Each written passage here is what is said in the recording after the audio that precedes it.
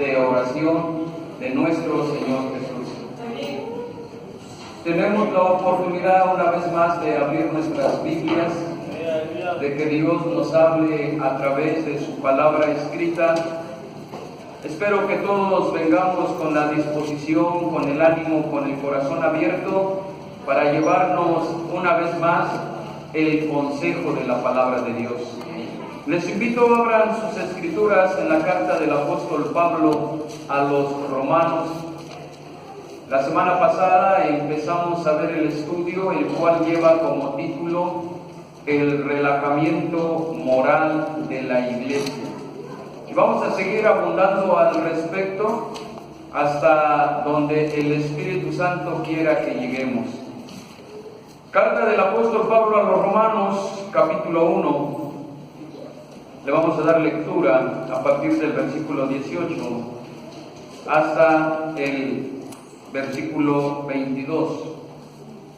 La lectura sigue, pero hoy nos basaremos solamente en la reflexión de estos versículos, del 18 al 22. Dice así el versículo 18: para gloria y honra de nuestro Señor Jesús.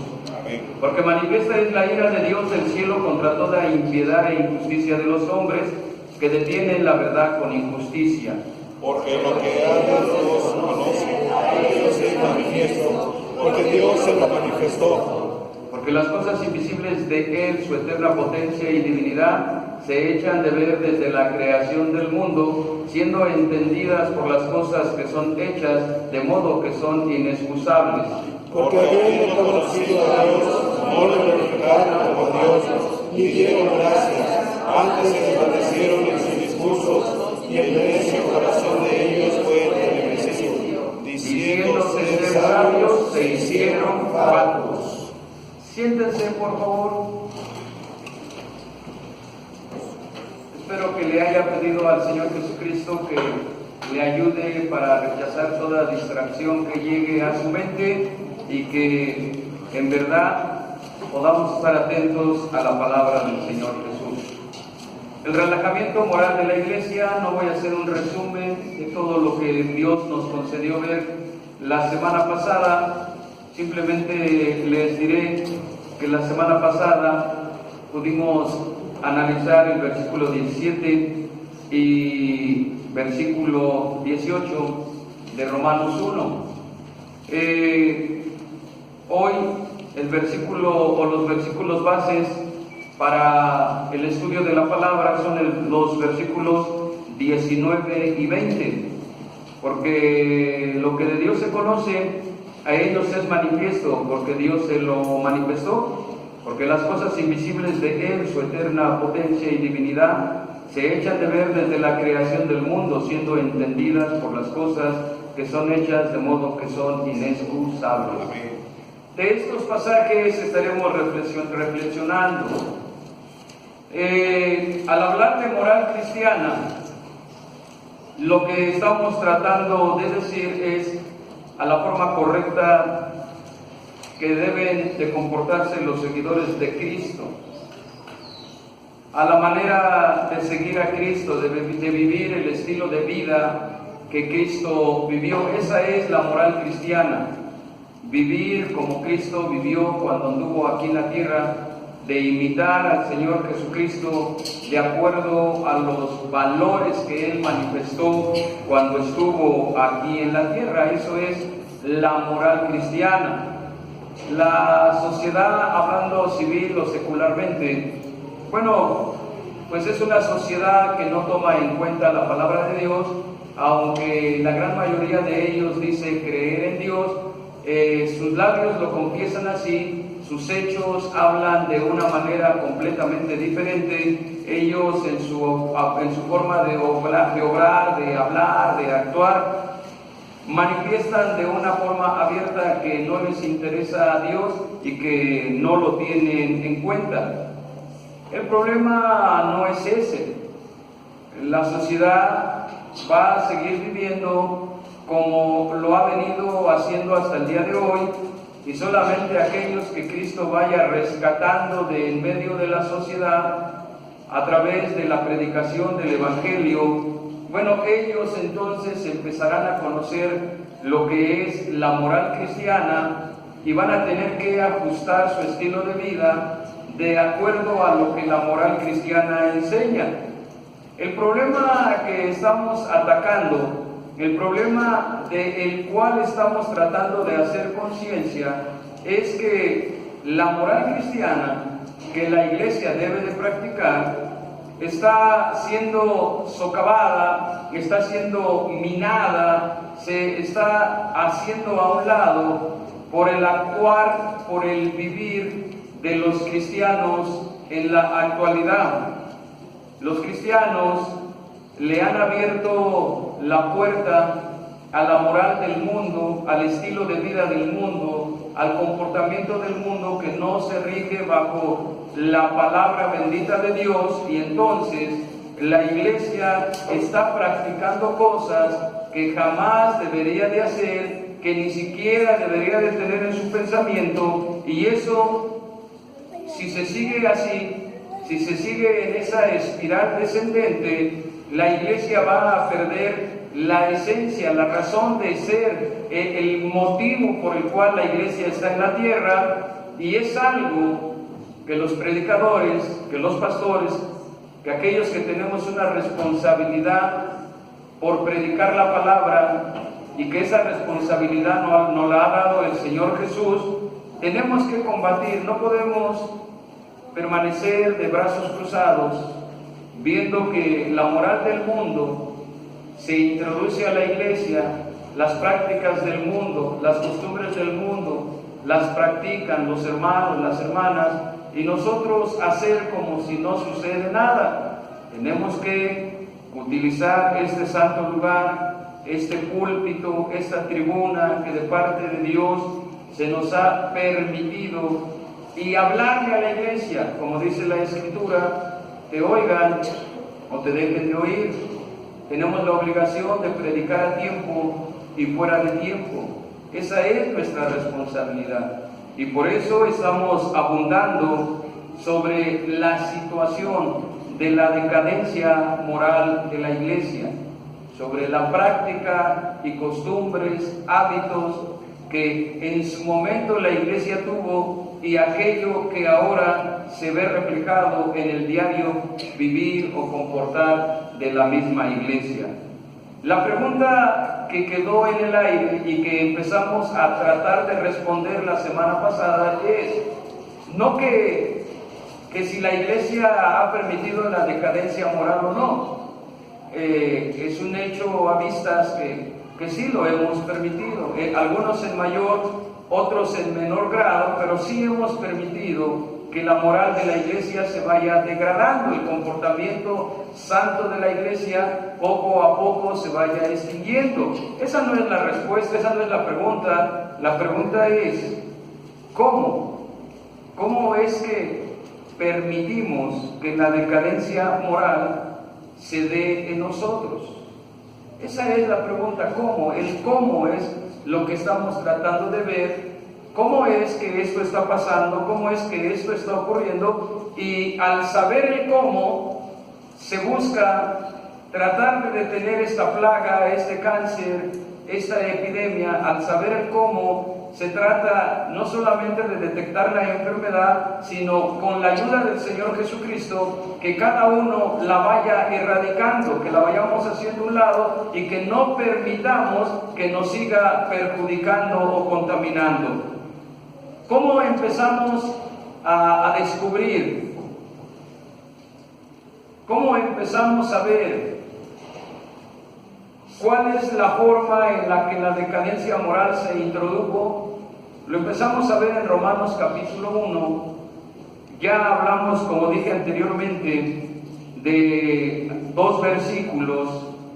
Y ahora, en este continuar del estudio de la palabra de Dios, vamos a empezar a ver los versículos 19 y 20. ¿Cómo es que la decadencia moral se manifestó en la iglesia? A ver, hermanos varones, ¿me ayudan a leer, por favor, el versículo 19? Todos los varones. varones, por favor. Versículo 19, por favor. A ver, ¿cómo es que dice la palabra de Dios? Porque lo que Dios se conoce a ellos es manifiesto, porque Dios se lo manifestó. 20, a ver. Porque las cosas invisibles de Él, su eterna potencia y divinidad, se echan de ver desde la creación del mundo, siendo entendidas por las cosas que son hechas, de modo que son inexcusables. Amén. Dios les pague. Siéntense, hermanos. A ver, empezamos a darnos cuenta que la Biblia nos dice que Dios sí puede ser conocido. Dios no se esconde de su creación. El versículo 19 dice, porque lo que de Dios se conoce, no está diciendo que porque lo que de Dios se esconde, sino se conoce. Hay cosas que se pueden conocer de Dios. Habrá cosas que quedarán solamente para ser visibles en la eternidad. Habrá situaciones, revelación que solamente se conocerá en la eternidad, pero hay cosas de Dios que sí pueden ser conocidas y que Dios mismo ha permitido que sean manifestadas. Dios mismo se ha encargado de que existan formas, maneras, modos de que por esas situaciones se pueda conocer a Dios. Entonces, la primera forma en la cual Dios es conocido lo manifiesta el versículo 20, porque las cosas invisibles de Él. Esta oración, esta frase es muy importante. Las cosas invisibles de Él, las cosas que no son visibles, las cosas que no pueden ser vistas. Dice aquí que Dios utilizó un método, una forma, una manera para que el ser humano las descubriera, las conozca. Y son dos, las cosas invisibles de Él, su eterna potencia, esa es una de las cosas invisibles de Dios que pueden ser conocidas. Su eterna potencia es algo invisible que sí puede ser conocido, y lo otro, y divinidad. Esas dos cualidades, por llamarlo de alguna manera, que son invisibles, Dios dejó formas para que el ser humano se percatara de que ahí están manifestadas, y que esas dos cualidades anuncian la existencia de un Dios único, real, vivo y verdadero. Su eterna potencia. Vea usted, el poder de Dios no está limitado a cierto periodo del tiempo. No está limitado solamente a una etapa en la historia. El poder de Dios es eterno. Su potencia es eterna. La forma en la cual Él se ha venido manifestando desde antes de la creación del universo, ese poder, esa manera, no se va a terminar. No va a llegar el día en que se va a extinguir. Aquellos que estudian el universo y que nos hablan de una grande explosión, ellos dicen en su teoría que llegará el día en que, así como esto se expandió, va a llegar el día que se va a contraer nuevamente, y que entonces el poder de esta explosión se termina. La Biblia dice completamente lo diferente. La Biblia dice que la potencia de Dios es eterna. Va a tener una manifestación no solamente pasada, no solamente presente, sino el poder de Dios se seguirá manifestando de siglo en siglo y aún durante la eternidad.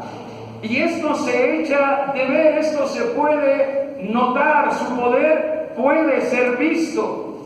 Cuando hablamos que dice, porque las cosas invisibles de Él, su eterna potencia y divinidad, por divinidad entendemos aquellas cualidades que hacen que Dios sea Dios.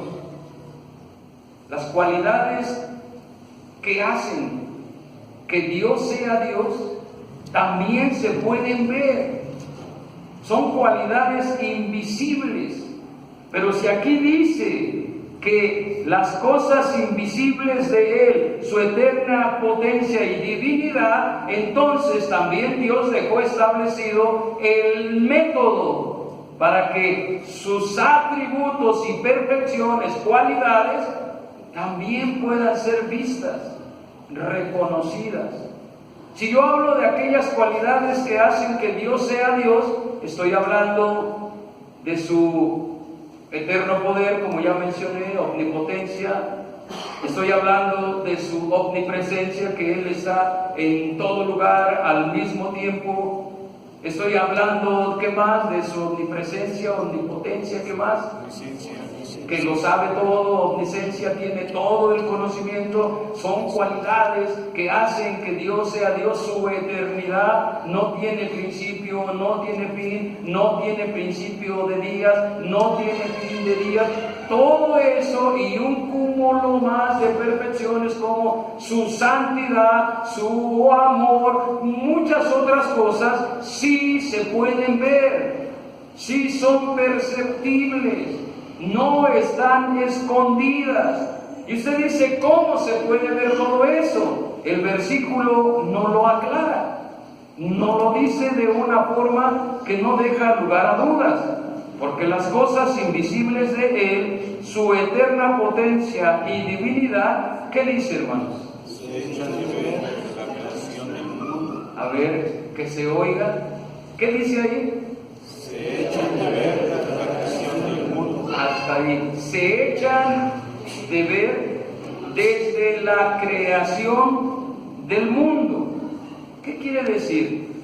Que el método, la forma, la manera que Dios utiliza para que su eterno poder y su divinidad, sus cualidades que hacen que Dios sea Dios, se puedan ver, es a través de su creación. La creación es como una grande cocina que nos habla de la existencia de un creador. Tan solo al observar todo aquello que nos rodea, la naturaleza que está alrededor de nosotros, eso debería de llamar nuestra atención, no hacer las cosas tan obvias, sí, ahí hay un sol, sí, ahí hay una luna, sí, está bien. No, eso nos debe de llevar, elevar nuestro pensamiento, nuestra mente, a que eso no está ahí por casualidad, a que si todo tiene leyes que la están rigiendo, que la están reglamentando, entonces alguien tuvo que poner esas leyes. ¿Cómo es que después de determinado tiempo de sol ahora va a aparecer la luna? ¿Cómo es que después de determinado tiempo de horas de día ahora vienen las horas de la noche? ¿Cómo esto ha estado sucediendo sin que tenga variación siglo tras siglo tras siglo? El que llueva, que el viento corra, es algo tan natural para nosotros, mas esto echa de ver, nos debe de hacer notar que ahí está manifestado las cosas invisibles de Dios.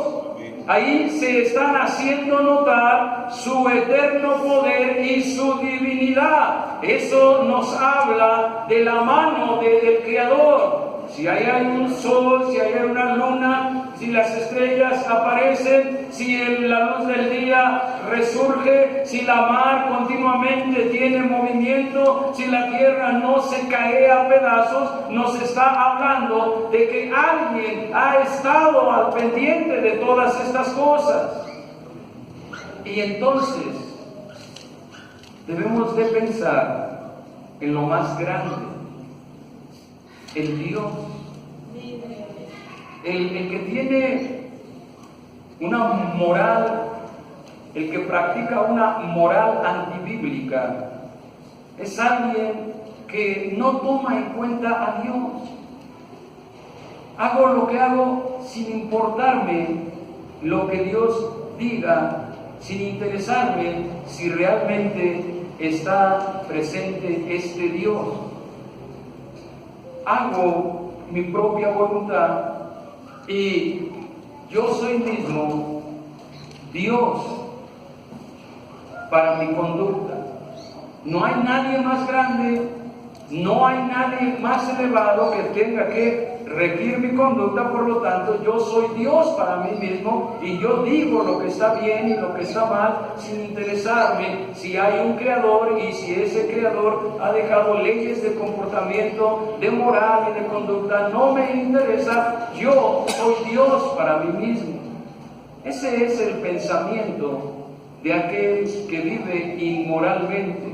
Y por inmoral no me refiero solamente al que anda detrás de prostitutas que se andan embriagando en la calle, no. Todo es pecado, dice la Biblia. Y aún grandes cosas que nosotros pudiéramos escandalizarnos, como también aquellas pequeñas cosas que Dios ha dicho que no debemos de hacer, también es inmoral. Va contra la forma correcta de comportarse que Dios dejó establecida. Mire, ayúdenme a leer el Salmo 8, versículo 3. Salmo 8, versículo 3. ¿Quién lo tiene? ¿Quién me ayuda a leer la Biblia? Adelante, hermano Feliz. Salmo 8, 3. Sí, amén. 8:3. Para gloria de Dios, cuando veo tus cielos, obra de tus dedos, la luna y las estrellas que tú formaste. Hasta ahí. El salmista, él está observando la creación. Él está mirando los cielos, está mirando la luna, las estrellas. Y cuando él está observando todo esto, cae en la cuenta de que alguien las formó, de que alguien hizo los cielos, y inmediatamente encuentra la causa de la creación, es Dios. Es Dios. Y al darse cuenta que hay una creación, y que eso nos lleva a la conclusión de que existe un creador, él empieza a hablar con ese creador, empieza a tener un diálogo que lo lleva a estar dentro de la moral divina. Cuando veo tus cielos, él atribuye que hay un propietario de los cielos, tus cielos. No solamente cuando veo los cielos, no, cuando veo tus cielos, tú eres el propietario. Y no solamente eres el propietario porque lo adquiriste, sino porque son obra de tus dedos. Eres el propietario y eres el propietario porque tú lo hiciste. Y toma en cuenta la luna y las estrellas que tú formaste. Aquí está el pensamiento de alguien que las cosas invisibles lo llevan al entendimiento de cosas invisibles. Aquí está el pensamiento de alguien que al captar con sus ojos algo que puede ser visto sin ningún problema, eso lo lleva a darse cuenta de cosas que no están a la cercanía del ojo humano. Y si usted lee todo el Salmo 8, se dará cuenta, no les digo que lo lean, se dará cuenta que este es un hombre que tiene un acercamiento a Dios, porque dice, ¿sabes qué? Es que tú eres enormemente grande y nosotros somos pequeños. Y con este pensamiento va a regir su conducta, su comportamiento a través de la moral establecida por Dios. Lean conmigo, o las hermanas por favor, lean el Salmo 19. Salmo 19, hermanas, versículos del 1 al 3.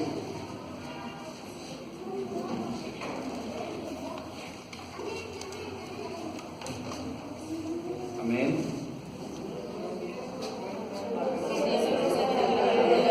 Otra vez, 1, 2, 3.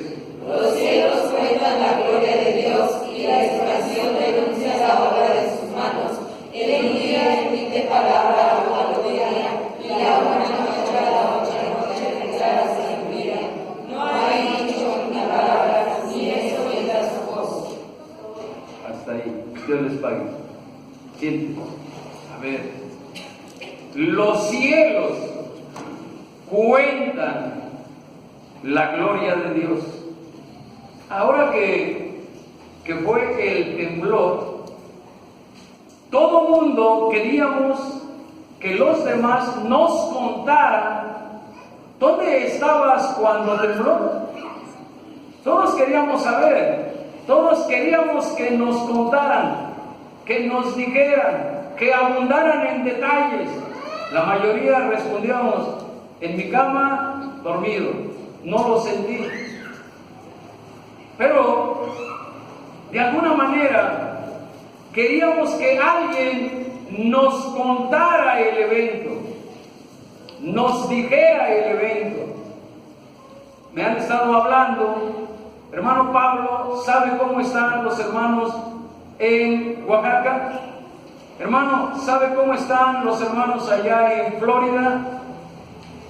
Cuando pasó lo del huracán apenas en Texas, igual, hermano, ¿sabe? Cuéntenos. Somos personas que nos gusta que nos cuenten las cosas. Pues hay algo que se llama creación, que nos cuenta la gloria de Dios. Los cielos cuentan la gloria de Dios. Esa es la corona que nos habla de la forma tan hermosa en la cual Dios hace las cosas. Y luego dice, y el firmamento anuncia la obra de sus manos. Aquí está otro salmista. El salmo se le atribuye al rey David, que ha sido impactado por las cosas visibles que lo han llevado a conocer a aquel que es invisible. Y cierto es que David cometió pecados en su paso por la tierra, pero no era una constante. Se equivocó, sí, pero reaccionó. Quizás tuvo que venir un profeta y decirle, te equivocaste.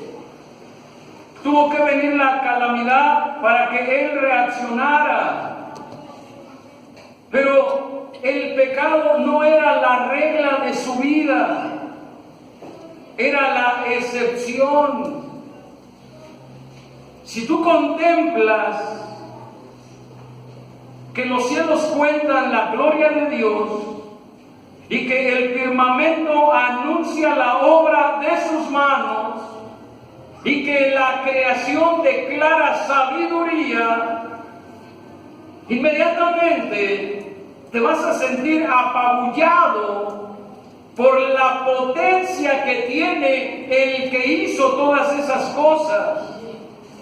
Cuando tú veas que detrás de esa creación hay un ser que sin lugar a dudas tiene cualidades más allá de las que nosotros tenemos, eso debe de traer un recatamiento a nuestra forma de actuar, de comportarnos. Es que el que hizo todo esto, el que realizó todas estas cosas, está mucho más allá, es mucho más grande, es mucho más poderoso, tiene cualidades que realmente yo no tengo. Por lo tanto, debo de regir mi vida al control de este ser tan poderoso.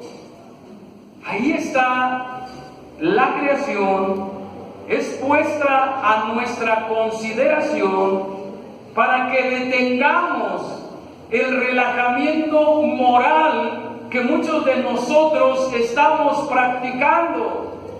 Dios en su misericordia no dejó sin manifestación alguna a la humanidad.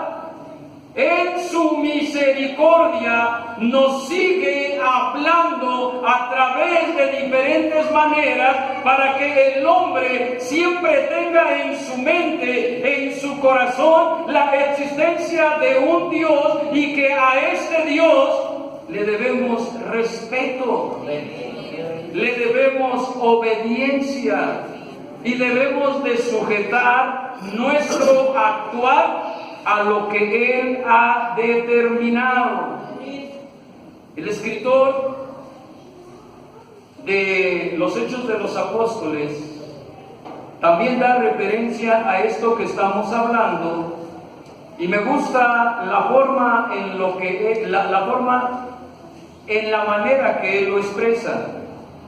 Hechos de los Apóstoles, capítulo 14, versículo 17.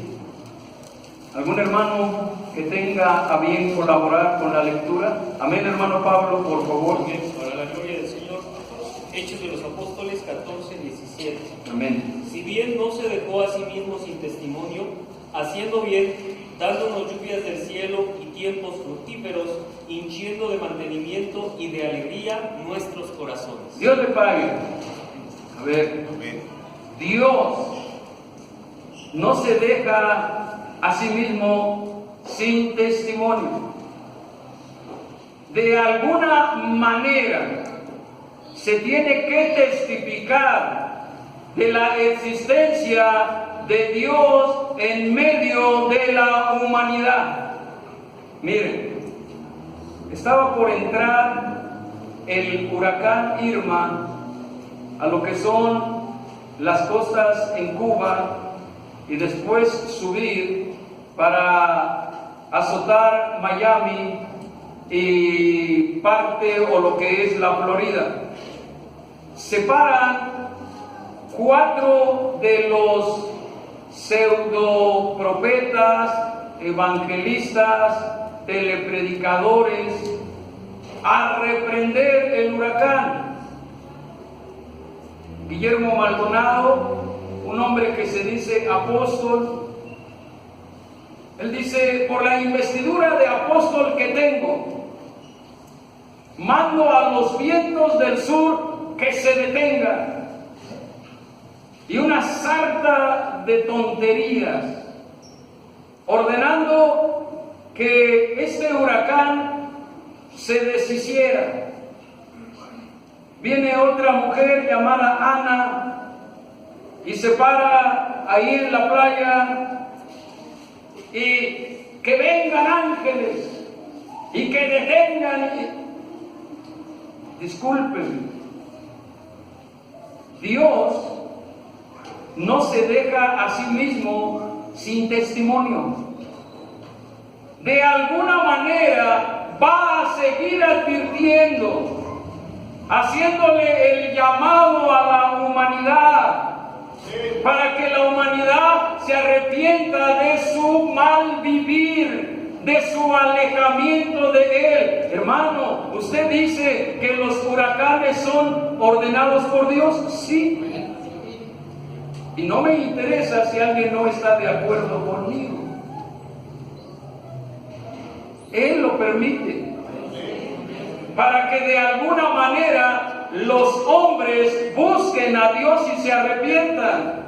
Él no se dejó sin testimonio, haciendo bien, dándonos lluvia del cielo y tiempos fructíferos, llenando de sustento y de alegría nuestros corazones. Cuando hay de todo, usted ve a la gente arremolinados en los centros comerciales, comprando, adquiriendo, vendiendo, no se acuerdan de Dios.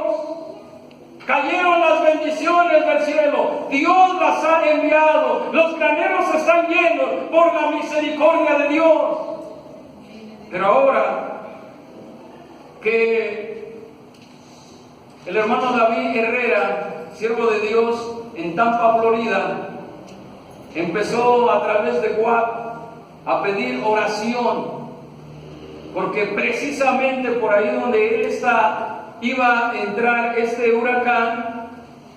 Fue increíble la respuesta de diferentes hermanos, pastores, que empezaron a orar, a clamar, a escribir sus oraciones, y el hermano reportando, vivo a 80 metros de un río, si el río se desborda, toda esta comunidad va a ser arrasada. Y el día de hoy,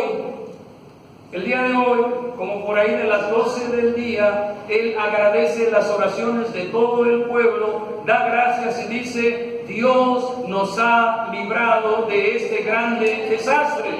Yo me pongo a pensar, y todos los que ahí se unieron en oración, si la bonanza hubiese seguido, ¿se hubieran acordado de Dios? Algunos sí, otros no. Dios no se queda sin dar testimonio de su existencia. Cuando usted ve las imágenes del grande huracán y del ojo, usted percibe que hay un grande poder que ahí se está manifestando. Y nuestro pensamiento se debe de elevar a Dios. Se movió la tierra, y el terremoto que hubo aquí fue de más magnitud de aquel que hizo grandes estragos en el tiempo pasado. Y decimos gracias a Dios que no fue trepidatorio, sino que fue oscilatorio, porque si no todo se hubiera caído. Sí, gracias a Dios. Pero ¿cómo es que eso inmediatamente al cristiano lo lleva a traer a Dios a su noticia?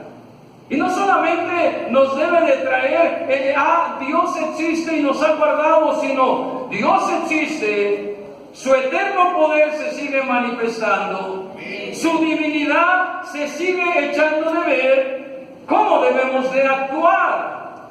¿Cómo nos debemos de comportar? Un ateo, un renombrado ateo, llegó de visita, de vacaciones, al Gran Cañón allá en Estados Unidos, en Colorado. Vio aquellas profundidades, aquella extensión. Cuando terminó su visita a ese lugar, él dijo: llegué ateo, me voy creyente. ¿Qué lo convenció? La creación. Lo que observó lo llevó a que en su corazón tuviera una claridad de entendimiento y se diera cuenta del eterno poder y de la divinidad de Dios que están manifestadas en medio de la creación. ¿Quién es el que dice no hay Dios? La Biblia da la respuesta. La Biblia dice: dijo el necio en su corazón, no hay Dios. ¿Quién es el que vive neciamente en necedad a pesar de conocer la palabra de Dios? A pesar de saber de las cosas hermosas y maravillosas de Dios. El necio.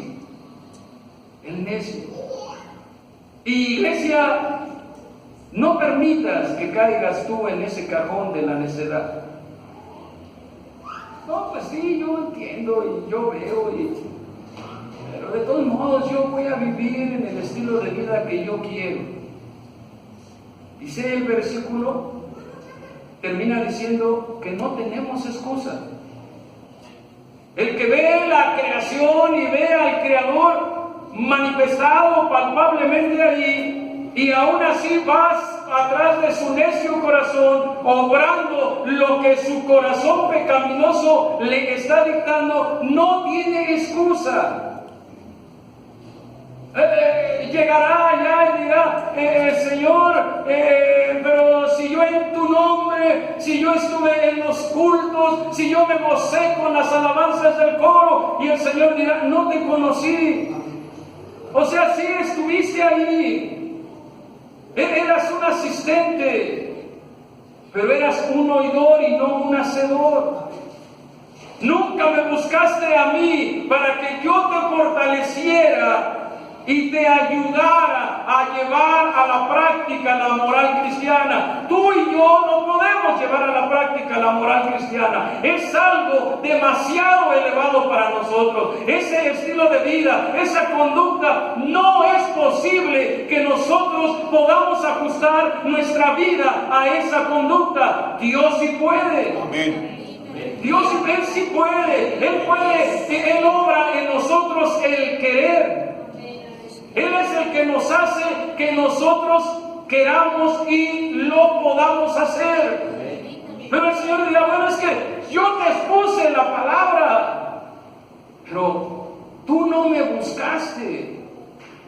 Tú no fuiste tras de mí, corriste tras los gritos de tu carnalidad. Y por eso, aléjate de mí. Ahora mire, si la humanidad no tiene excusa, mucho menos la iglesia. La humanidad tiene revelación de parte de Dios a través de la creación. La iglesia tiene una doble revelación. Cuando la iglesia empieza a tener tratos con Dios, el Señor Jesucristo, no solamente a través de la creación, se empieza a manifestar a Él, sino a través de su palabra escrita. Te empieza a dar entendimiento en la palabra, lo descubres a través del volumen santo. Escuchas, lees, estudias, entiendes, comprendes, te llevas una palabra. Ya no solamente los cielos cuentan, sino que la revelación especial de la palabra escrita ahora me da mucho más entendimiento, me da más luz sobre quién es Dios, cómo actúa Dios, qué quiere Dios, hacia dónde me dirige. Todo esto es expresado en la palabra escrita. Entonces, si nosotros voluntariamente cerramos los ojos y nuestro entendimiento a la creación y a la palabra escrita, viviendo voluntariamente una vida inmoral, no tenemos excusa, no tenemos cómo argumentar delante de Dios. Vaya conmigo a la carta a los Hebreos, capítulo 6,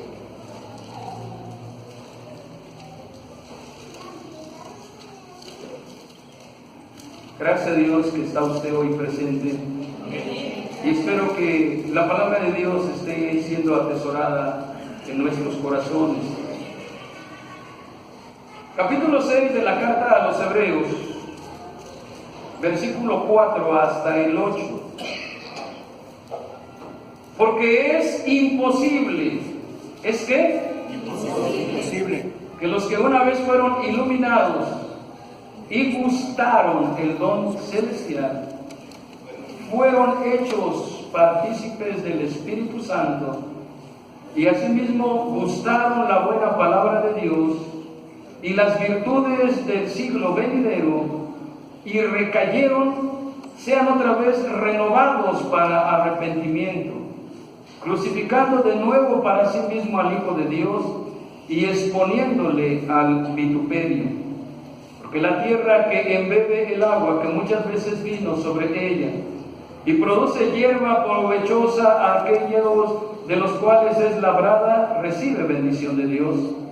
Mas la que produce espinas y abrojos es reprobada y cercana de maldición, cuyo fin será el ser abrazada. Viene la lluvia, en su ciclo cae sobre la tierra. A la tierra se le ha colocado buena semilla, el agua está cayendo, se espera que esa tierra produzca fruto agradable, que el fruto que surja de esa tierra sea el que el campesino estaba esperando. Si esto hace, es bendecida. Por el contrario, si esa tierra, a pesar de haber estado recibiendo la constancia del agua, al final produce hierba, cardos, espinos, esa tierra no es más que para que el campesino reniegue. ¿Cómo es posible? Trabajé en ti, llevé a cabo mi labor, puse la semilla correcta y lo que estás produciendo no es otra cosa sino hierba que no sirve sino para ser quemada. Semejante es el cristiano que tiene revelación de Dios a través de la creación, que tiene doble revelación de Dios a través de la palabra escrita, que tiene triple revelación de Dios a través de la manifestación de Dios en medio de la iglesia. Porque somos testigos de cómo Dios se manifiesta en medio de la iglesia. Somos testigos. Entonces no solamente es la creación, no solamente es la palabra escrita. Dios, el Señor Jesús, cuando anduvo en la tierra, producía cantidad de milagros. El objetivo no eran los milagros, el objetivo era que los milagros atrayeran la atención de la gente a lo que Él iba a comunicar. Él sigue obrando de la misma manera. ¿Sabes qué? Voy a hacer una sanidad. La sanidad es importante, pero no es lo principal. Por la sanidad que yo voy a obrar, tú vas a ver que yo me sigo manifestando ahí, y entonces prestarás tu oído a lo que yo hablo y llevarás a cabo aquello que te he predicado. Triple manifestación o revelación de Dios. Y si a pesar de todo eso, el cristiano que fue iluminado, gustó el don celestial, fue hecho partícipe del Espíritu Santo, que gustó la buena palabra de Dios, las virtudes del siglo venidero, de aquello que disfrutaremos en la eternidad, y recayeron, y van a seguir practicando su conducta que tenían antes de conocer a Dios. Si quieren hacer a un lado la moralidad de Dios, es imposible que sean otra vez renovados para arrepentimiento. Están pecando voluntariamente. No se puede crucificar de nuevo para ellos al Hijo de Dios y volverlo a exponer al vituperio. Eso no es lo que se espera. Eso no es lo que se debe de hacer. No podemos ir otra vez bajo la antigua práctica de costumbres que antes realizábamos. Alguien me preguntaba, ¿le gusta el fútbol? Sí, me gusta el fútbol. Me encanta, de joven lo jugué. Yo creo que mal, pero lo jugué. Pero ahora no puedo permanecer 2 horas viendo un partido de fútbol. No puedo. Algo sucedió en mí que se me hace una pérdida de tiempo enorme. Así esté jugando el equipo que esté jugando, pasarme 2 horas detrás del televisor viendo un partido de fútbol. Dios tiene que ir obrando un cambio en nosotros. Si antes de conocer a Cristo iba, hacía, subía, bajaba, venía, brincaba, gritaba, y ahora que conozco a Cristo, brinco, entro, salgo, efectúo las mismas cosas, ¿dónde está la manifestación de Dios en mi vida? ¿Dónde se ve que Dios haya obrado un cambio en mi vida? Vuelvo a repetir, no vas a obrar el cambio tú. Si alguien te dice, es que ahora que eres cristiano, tú te tienes que esforzar, pero espérame, en mi fuerza no consigo nada. Los mozos se cansan. La Biblia dice que los más fuertes flaquean y caen, más los que esperan. O sea, los que toman su fuerza en Dios son los que van a poder llevar a cabo ese cambio. Ellos son. Declárese vencido. Declárese derrotado. No puedo. Cristo, tú sí puedes. Ayúdame. No puedo. Me gusta esto. Soy mal hablado. Me encanta esto. No puedo. Pero tú sí puedes. ¿Me ayudas? ¿Vas conmigo? ¿Me levantas? Porque la Biblia es clara. Este pasaje último que acabo de leer es de los más controversiales para los estudiosos de la Biblia. Y la mayoría busca este pasaje y dice, no, pero esto no es para los cristianos, esto es así, y le tratan de dar una y mil explicaciones. Lo que entiendo es lo que digo. Y lo que entiendo es que aquí dice, es imposible que los que una vez fueron iluminados, etcétera, etcétera, y recayeron, Cristo una vez más sea crucificado en favor de ellos. Eso es lo que entiendo. No soy perfecto en mi entendimiento, pero termino el estudio del día de hoy con el pasaje escritural que está en Hebreos capítulo 2, versículo. Acuérdese, el estudio de hace 8 días, como el de este día, se trató acerca del relajamiento moral de la iglesia. Y estamos viendo los porqués de que la iglesia haya entrado a este relajamiento. Y uno de ellos es la forma en la que Dios da testimonio de su existencia. No lo tomamos en cuenta. Los cielos han dejado de declarar la grandeza de Dios para mí. El testimonio de las Sagradas Escrituras ha quedado sin valor para mí. Puede haber sanidades a diestra, a siniestra, conversiones. Dios pudo haber obrado un milagro en mi vida. Dios pudo haberse manifestado para salvación conmigo, pero esto ha dejado de ser interesante. Esa es la pendiente que se baja para que las personas no cumplan la palabra de Dios. Y Hebreos capítulo 2, versículos 1 al 3 dice, y con esto concluimos la reflexión de la palabra en esta noche. Por tanto, es menester, necesario, que con más diligencia atendamos a las cosas que hemos oído, porque acaso no nos escurramos. ¿Se entiende?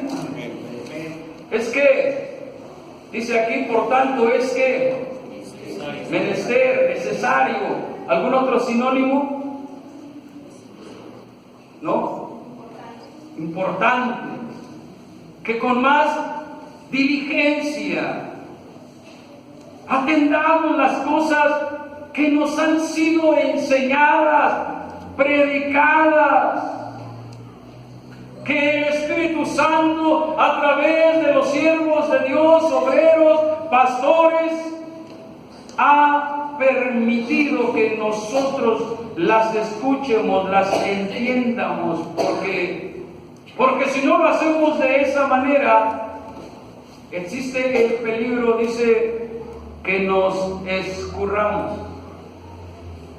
Vas al río, sacas el agua con tus manos, la quieres beber, y se escapa, se escurre entre los dedos. Y después de la buena cantidad que habías tomado, terminas sorbiendo solamente un pequeño trago. Cuidado, no sea que por nuestro descuido nos escurramos.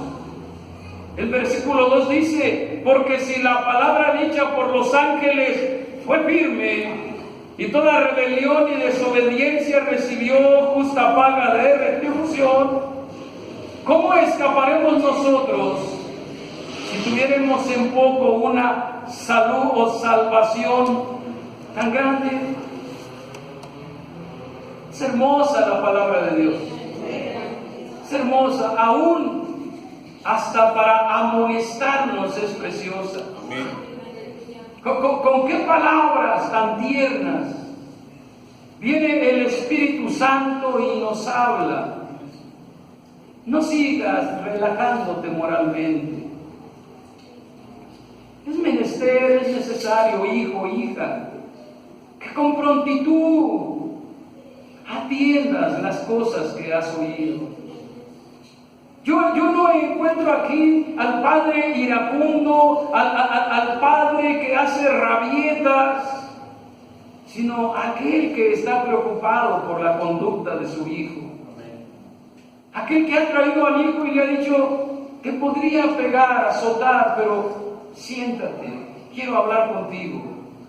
Siéntate, me he enterado de tu conducta.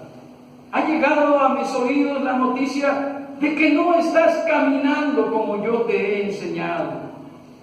Pero, mira, si la palabra que fue pronunciada por los ángeles fue firme, sobre toda rebelión y desobediencia, y recibió justa paga de retribución.